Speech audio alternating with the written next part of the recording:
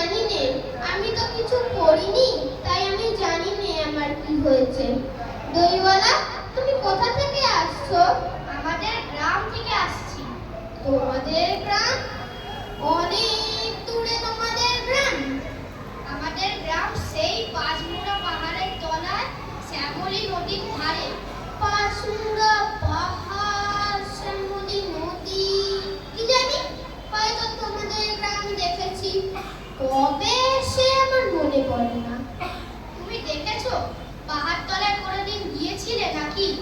না, কোনোদিন যাইনি, কিন্তু আমার মনে হয় যেন আমি দেখেছি। খুব পুরনো কালের বড় বড় গাছের তলায় তোমাদের গ্রাম। এটি লাল রঙের রাস্তার ধারে, না? ঠিক বলেছো বাবা।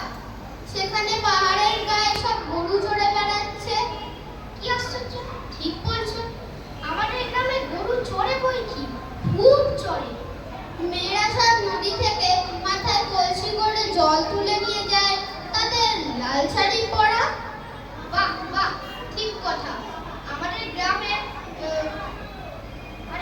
সব মেয়েরা নদী থেকে জল তুলে তো নিয়ে যায়, কিন্তু তবে কিনা তারা সবাই লাল শাড়ি পরে তা নয়।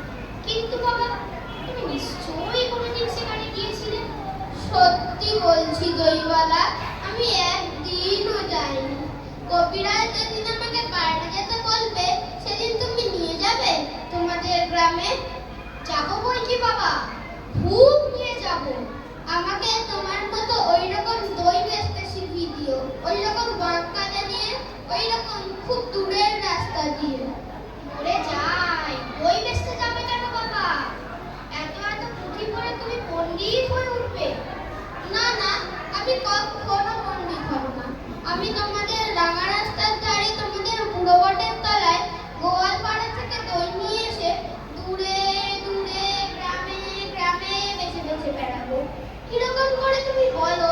দই দই দই, ভালো দই। সুরটা আমাকে শিখিয়ে দাও।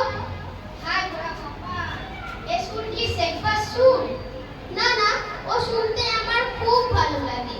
আকাশের খুব শেষ থেকে যেমন পাখির ডাক শুনলে মন উদাস হয়ে যায়, তেমনি ওই রাস্তার মোড় থেকে ওই গাছের সারির মধ্যে দিয়ে যখন তোমার ডাক আসছিল, আমার মনে হচ্ছিল, কি জানি কি মনে হচ্ছিল।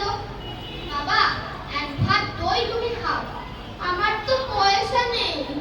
না না না, পয়সার কথা বলো না। তুমি আমার দই একটু খেলে আমি বড় খুশি হব।